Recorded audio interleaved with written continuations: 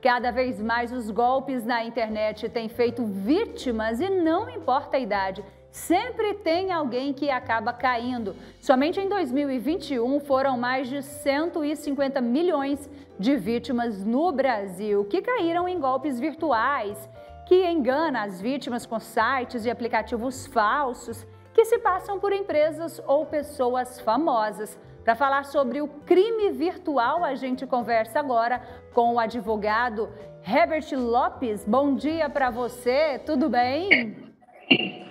Bom dia, Tiara. Bom dia a todos os nossos telespectadores. Quero mandar um abraço especial aqui ao meu amigo João Granja, da Demicon, que inclusive me mandou algumas perguntas aqui também. Logo, logo nós estaremos aí discutindo. Que maravilha! Eu já começo então perguntando para você o que de fato é considerado golpe na internet. Bom, em relação ao golpe, sempre que nós falamos desse assunto, ele gira em torno de questões de golpes financeiros, golpes econômicos. Hoje, um golpe muito popular tem sido aquele golpe do novo número, em que a pessoa ela se passa por um conhecido seu, falando que tem um novo número ali no WhatsApp, e utiliza a foto desse conhecido e pede um dinheiro emprestado. Esse é um golpe que tem sido bem comum e ocorreu muito realmente no ano passado.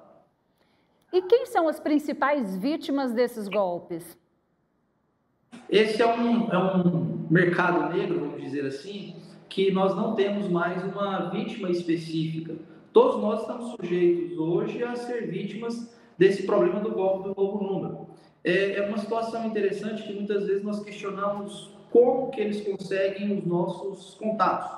E pode ser por diversas formas. Primeiro, por vazamento de dados de determinada empresa com algum banco de dados que tenha os seus contatos, ou por algum amigo até mesmo que perdeu o telefone, o celular, e ali o meliante conseguiu acesso aos dados e aos números de contato da agenda, e ali ele consegue mandar essa mensagem informando e pedindo dinheiro emprestado. Herbert, quando eu te faço essa pergunta, semana passada, por pouco, a minha mãe quase caiu no golpe, mas foi assim tão perfeito que acho que se fosse comigo, eu ia acreditar que realmente não se tratava de um golpe.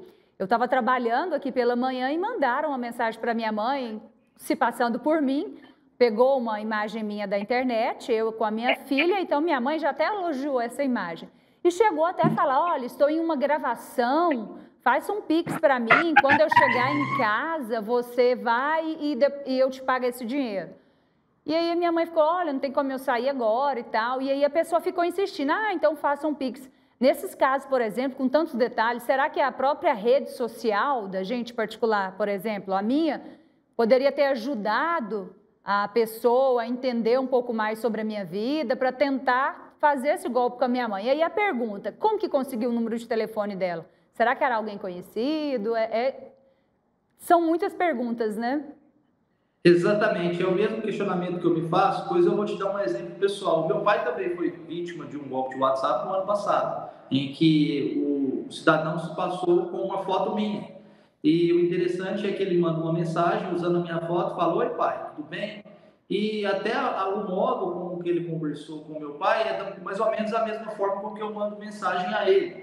E eu fiquei, caramba, deve ser alguém bem conhecido nosso, pai, porque não tem lógica. Como que a pessoa conseguiu falar com riqueza de detalhes a forma como que temos o nosso trato?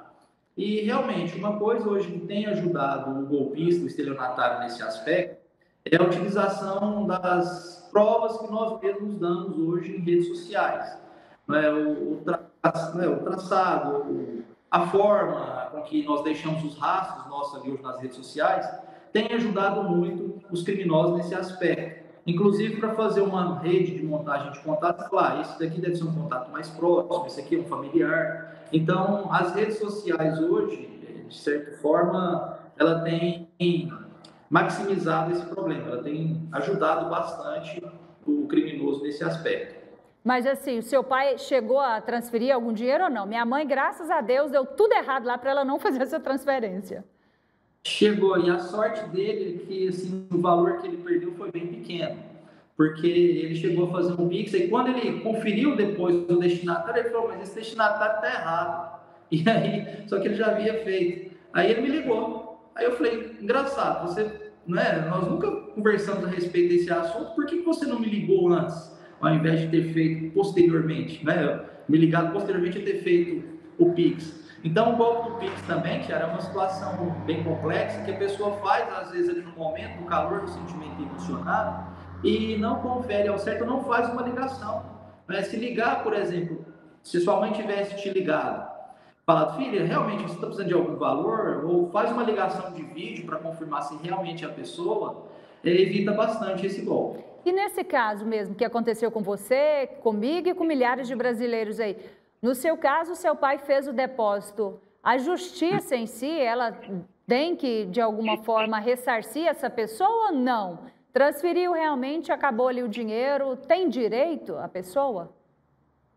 Esse foi um outro problema que depois eu conversando com o pessoal da delegacia de crimes virtuais, crimes cibernéticos, eles me orientaram o seguinte, olha, professor, o problema é bem complexo, porque geralmente a pessoa que recebe o valor, eles tentam enquadrar se a situação pode se encaixar numa questão de uma quadrilha. Se essa pessoa que recebeu o valor, ela alugou simplesmente a conta, ou se ela faz parte também, ou se ela também é uma vítima. Porque pode ser que, às vezes, a pessoa perdeu o seu cartão também, o estelionatário conseguiu, né, acesso à sua conta e ali coloca uma conta fictícia, um laranja. Então, é um crime bem bolado e que, infelizmente, hoje os bancos eles não têm uma responsabilidade civil nesse aspecto. Porque o Pix ele é feito pelo próprio cidadão. Não foi algo de erro em relação à segurança, mas o próprio cidadão quem depositou a um terceiro. Então, nesse aspecto, eu até explicava ao meu pai que, olha, infelizmente o processo contra o banco não cabe, porque a responsabilidade foi sua. É um critério que nós devemos aí tomar um certo cuidado antes de fazer e efetuar qualquer transação comercial, confirmar os dados bancários. E é um problema muito grande, porque acaba que hoje as formas com que eles se conectam também, eles podem usar um aplicativo, um VPN, e você não consegue localizar o IP. Qual é a localidade? A conta mesmo em que ele foi vítima era uma conta de Campo Grande, no Mato Grosso do Sul. E o número era um número aqui de Goiás. E aí, naquele rastreio todo do IP, não conseguiu se localizar de onde realmente, de fato, eles estavam mandando as mensagens. Situação muito complicada. Só para a gente finalizar, eu gostaria que você desse algumas dicas aí para como evitar cair num golpe pela internet. São duas dicas. Primeiro, para evitar que o seu WhatsApp seja clonado, faça sempre aquela verificação em duas etapas, em que você verifica com uma senha de acesso e tem duas formas de fazer essa verificação. Então, a verificação de duas etapas, ela traz uma maior segurança ao seu WhatsApp para que ele não seja clonado. E no caso desse golpe que é mais simples ao estelionatário, é o golpe do número novo. Então, a pessoa que estiver conversando com um parente, um amigo, um conhecido, e não é recorrente ele te pedir algum valor financeiro ou nada disso, sempre confira os dados bancários que essa pessoa te enviar e também faça uma ligação, ou uma ligação convencional ou uma ligação por vídeo, para confirmar, fulano, realmente é você está precisando realmente desse valor, como que é essa situação, e aí passa a situação para uma situação mais realística.